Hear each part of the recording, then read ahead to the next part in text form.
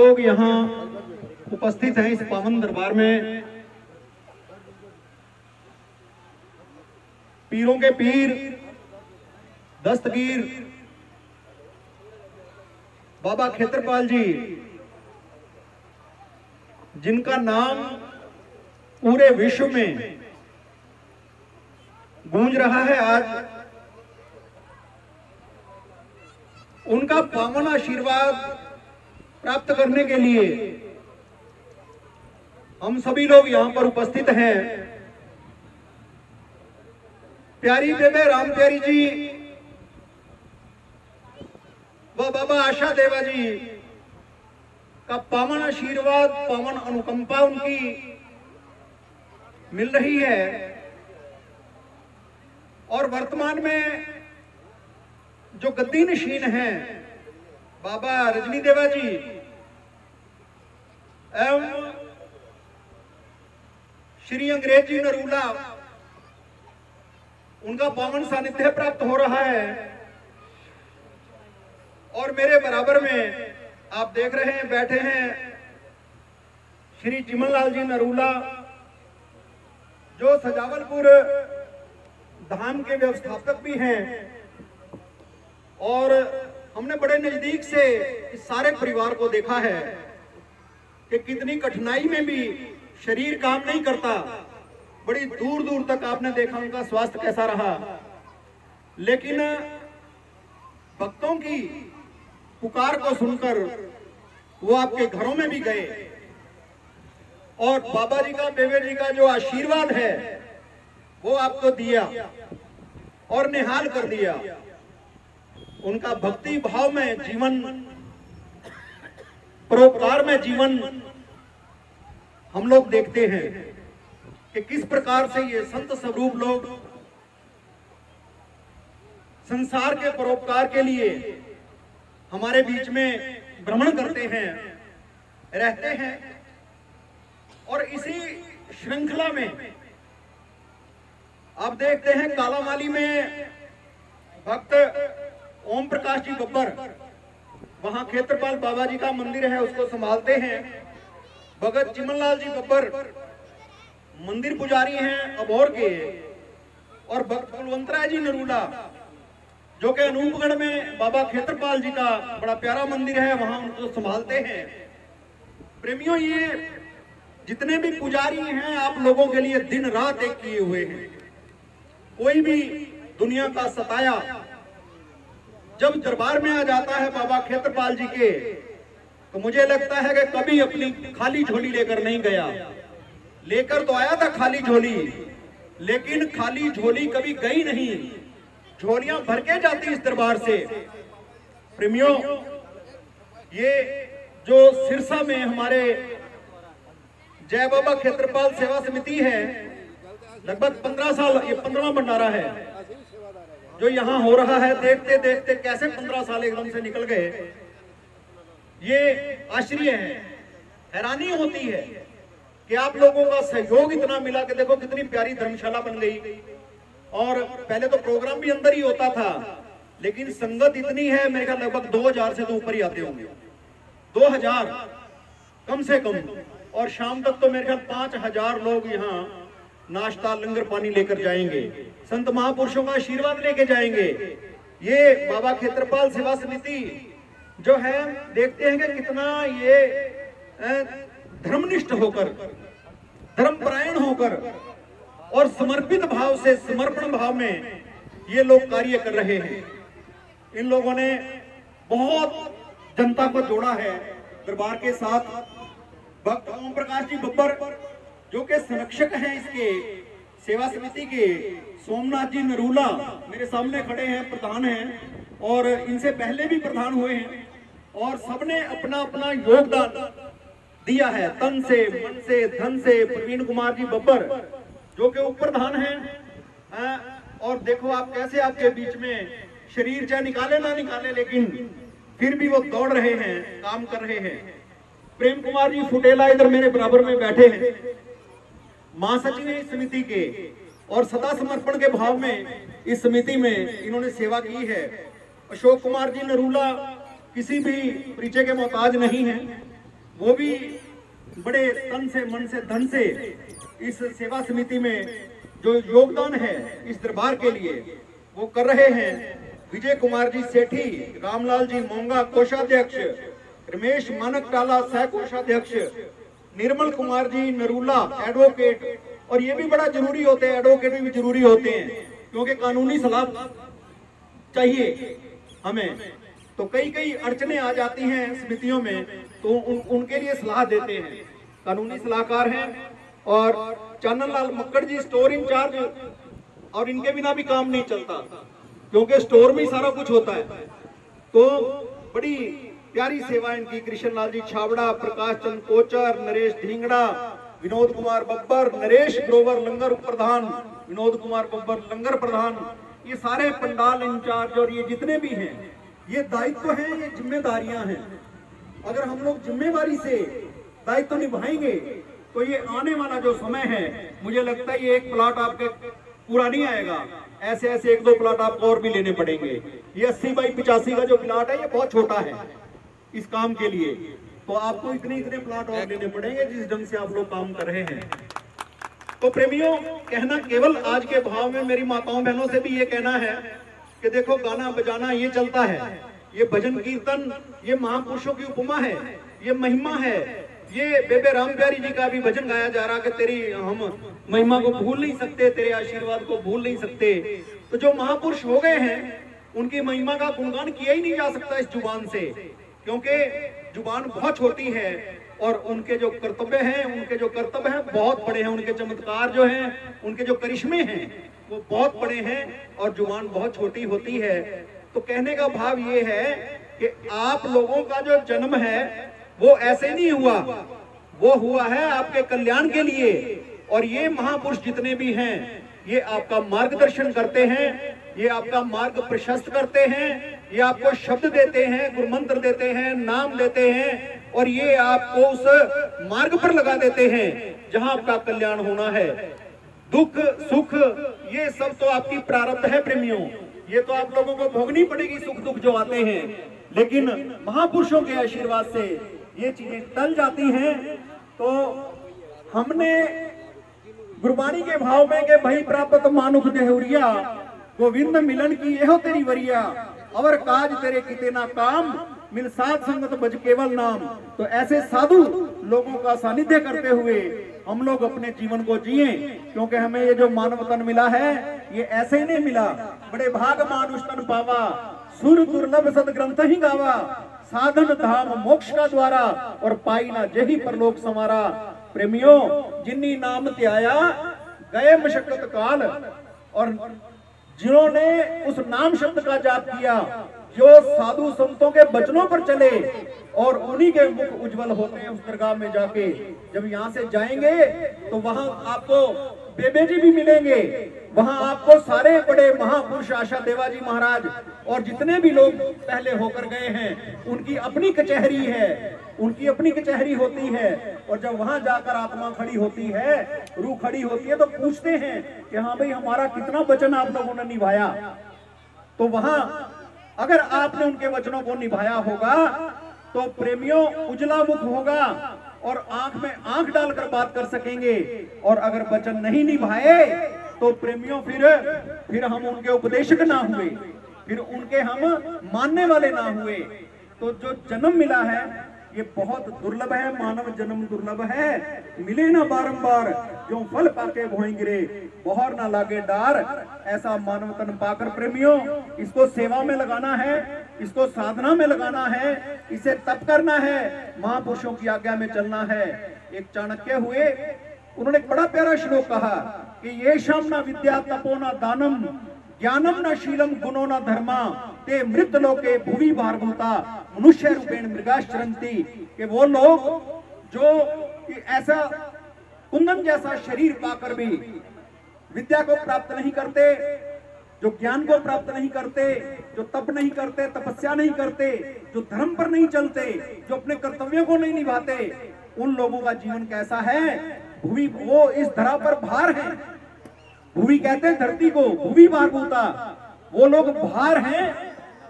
और जैसे जानवर होते हैं, मृगाश्चरंती, जैसे जानवर मृग इस धरा पर खा पी कर घूम कर चले जाते हैं, वो व्यक्ति भी उसी श्रेणी में होता है। तो हमें मानव तन मिला है, हमने इसका फायदा उठाना है और हमने संत महापुरुषों के कहे अनुसार चलना है।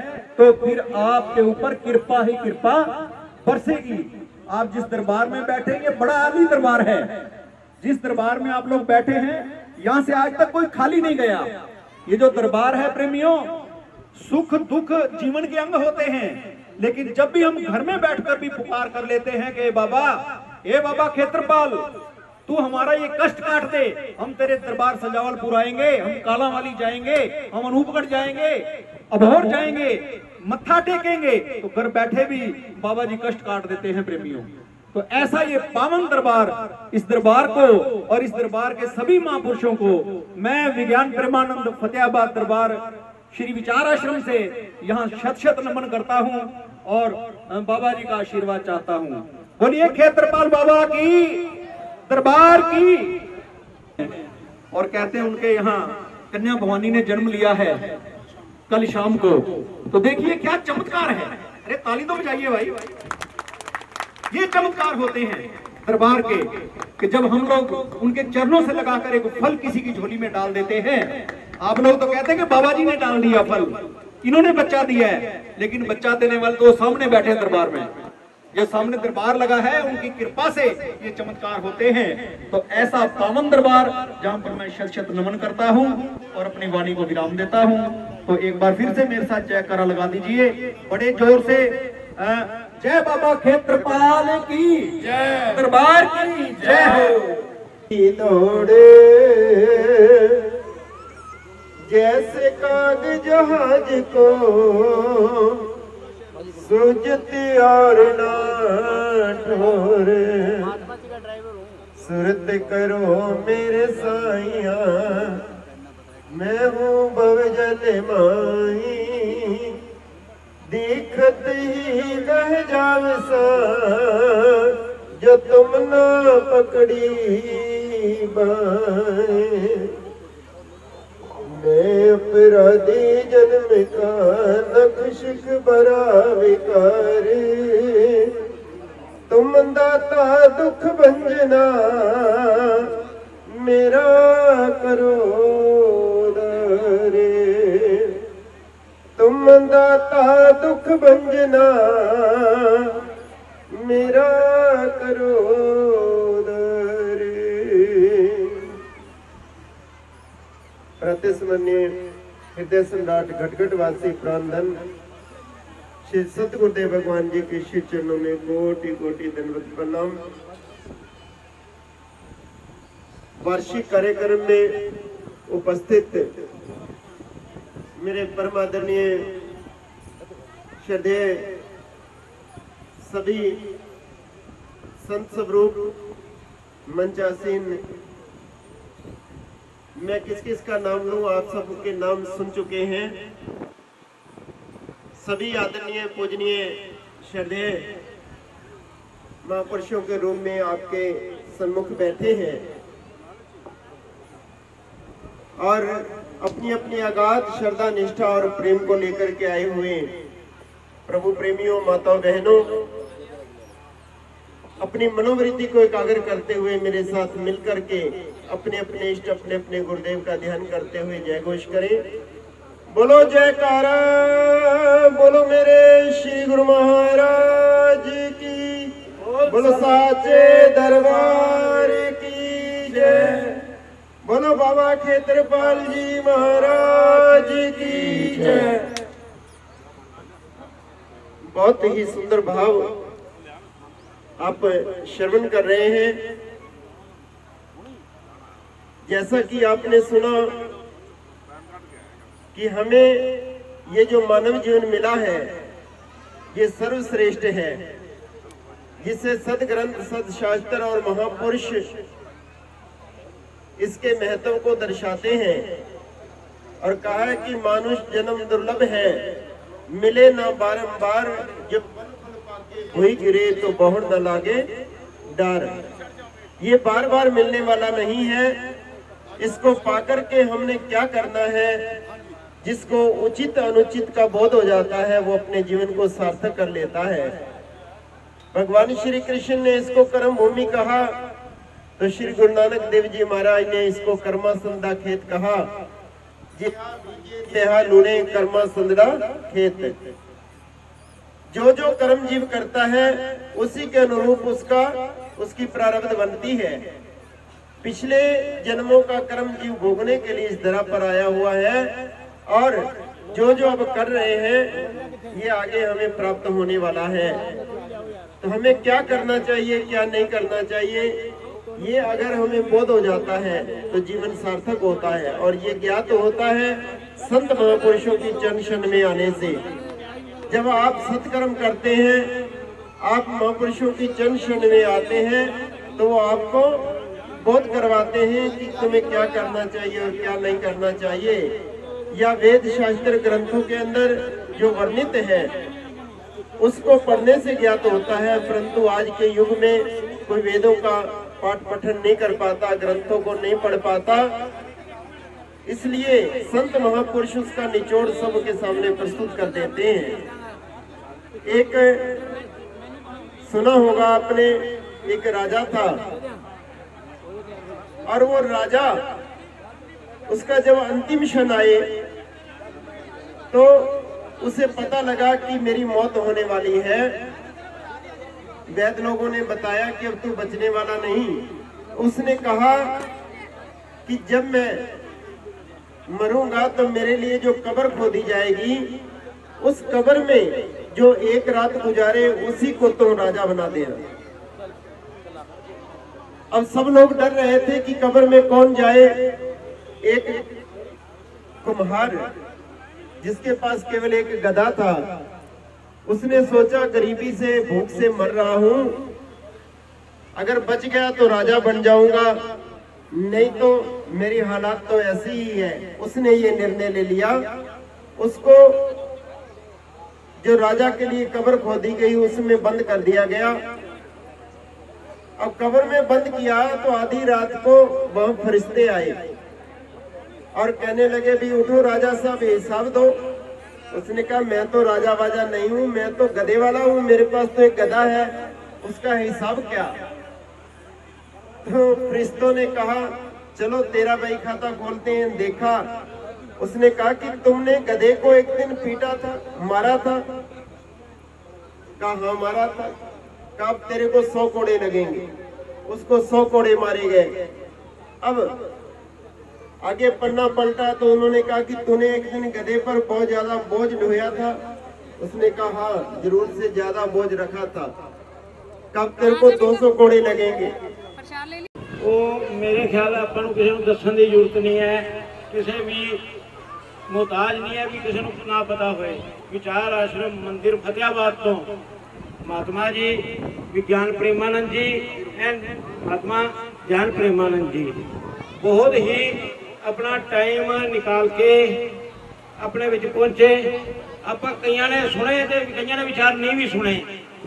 चलो जिन्हों ने सुन ले वो भी वधिया, जिन्होंने नहीं सुने उन्होंने मैं बेनती करांगा भी हुण जिहड़े अपने गायक आउणगे उन्हों के विचार जरूर सुनना।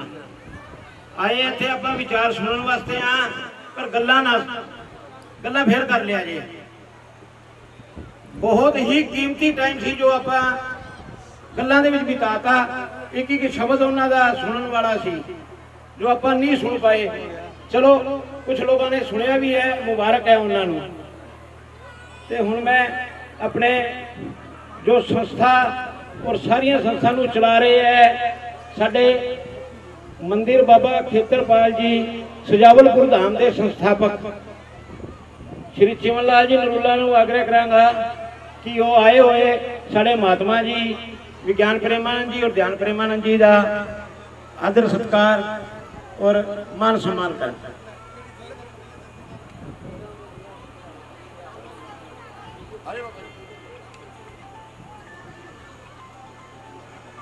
एक बार ताड़ी तो लगा दो, ये भी दसने की जरूरत है।